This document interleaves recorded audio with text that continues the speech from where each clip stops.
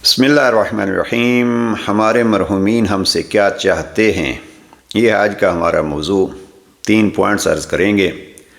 अल्लाह सुब्हानहू तआला ने कुरान मजीद में बाज़ दुआएँ बतलाई हैं कि आप अपने मरहूमीन के लिए यूँ दुआ किया कीजिए।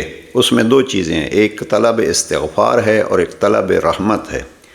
अगर आप कुरान मजीद की सूरह इब्राहीम की आयत 41 को देखिए तो इरशाद परवरदिगार होता है, यूँ कहा करो, रब्बना गफ़िर ली वलिवालिदैया वलिलमुअमिनीन यौम यक़ूमुल हिसाब। ए परवरदिगार, मुझे माफ़ फरमा, मेरी मग़फ़रत फरमा, मेरे वालिदैन की मग़फ़रत फरमा, मोमिनीन की मग़फ़रत फरमा, यौम क़यामत के दिन। तो यहाँ रब करीम ने गोया जनाब इब्राहीम के हवाले से इस दुआ को बयान फरमाया। हज़रत नूह और बाकी भी इस किस्म की दुआएं हैं कि यूँ जाने वालों के लिए, मरहूमीन के लिए तलब इस्तिग़फ़ार करो, रब से मग़फ़रत मांगो। वालिदैन के लिए ख़ुसूसी तौर पर सूरह असरा की आयत नंबर 24 में इरशाद होता है, वक़ुर रब्बिरहमहुमा कमा रब्बयानी सग़ीरा। और यूँ कहो, क्या कहें, कहो परवरदिगार मेरे माँ बाप पे यूँ रहमत नाज़िल फरमा जैसे उन्होंने प्यार से, मोहब्बत से, रहमत से मुझे पाला है।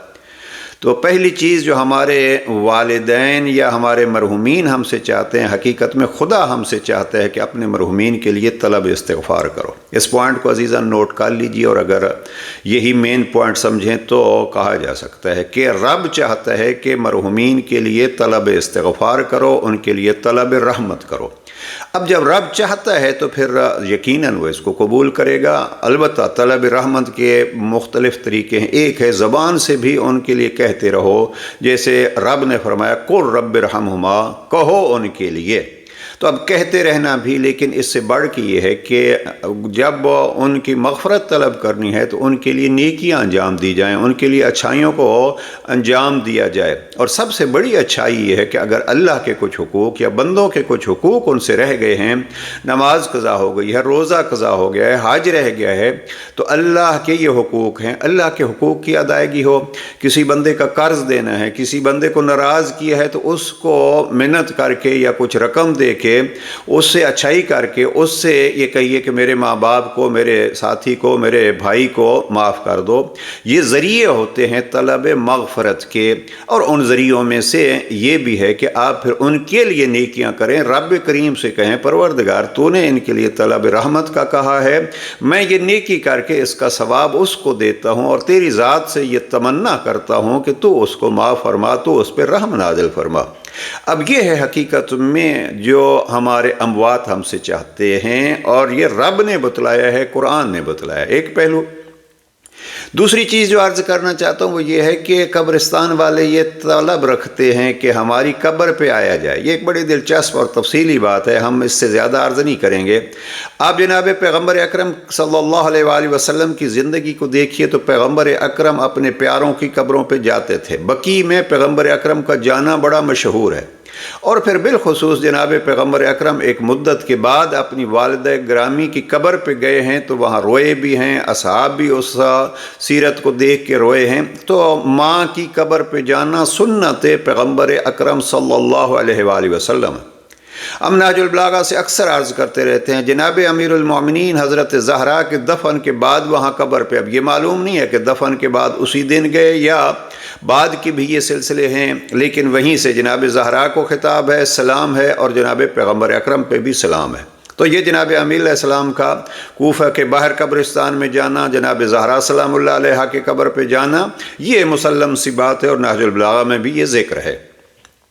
और ख़ुद जनाब ज़हरा मरदिया, ये पॉइंट जो है वो अजीज़ान अगर नोट करें कि कब्र वाले और मरहुमीन क्या चाहते हैं, ख़ुद जनाब ज़हरा सलामुल्लाह अलैहा अली से चाहती हैं, और ये बीबी की वसीयतों में से है, या अली मेरी कब्र पे आना और मेरे किबला रुख बैठना और कुरान की तिलावत करना। ये 3 चीज़ें हैं, कब्र पे आना, किबला रुख बैठना और कुरान की तिलावत करना। अल्लामा हिल्ली से ऐसी वाक़यात हैं, अपने बेटे को वसीयत करते हैं मेरे कब्र पे आना। गोया जनाब ज़हरा सलामुल्लाह अलैहा की वसीयत उन्होंने अपने बेटे के लिए दोहराई, कुरान पढ़ना। और ماں باپ کی قبر پہ اگر آپ کی کوئی حاجت ہے اور آپ کی کوئی مشکل ہے تو جائیے، ماں کا باپ اگر ہیں تو ان کی خدمت کیجیے، نہیں ہے تو ان کی قبر پہ جائیے۔ اور یہ بھی بہت سارے بڑے بڑے بزرگان نے اپنے فتاویٰ میں لکھا ہے کہ وہاں بیٹھ کے پہلے اپنے لیے طلب استغفار کیجیے، پھر ماں باپ کے لیے دعا کیجیے، اور پھر ماں باپ کو کہیے کہ وہ آپ کے لیے دعا کریں۔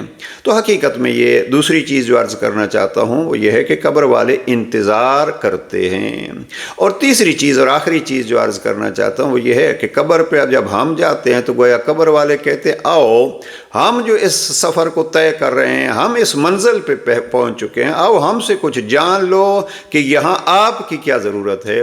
تو اس کا جواب بھی جناب امیر المومنین نے نہج البلاغہ حکمت 130 میں قبر پہ کھڑے ہو کے دیا۔ اپنے اصحاب کو فرماتے ہیں اگر یہ جواب دے سکیں اور آپ سن سکیں تو ان کا جواب یہی ہوگا، خیر الزاد التقویٰ، کہ بہترین یہاں کے لیے جو چیز لانے کی ہے وہ ہے تقویٰ۔ اور جناب امیر علیہ السلام نے ویسے ایک اور مقام پہ نہج البلاغہ میں فرمایا ہے کہ آپ کے لیے سب سے بڑا واعظ وہ میت ہے۔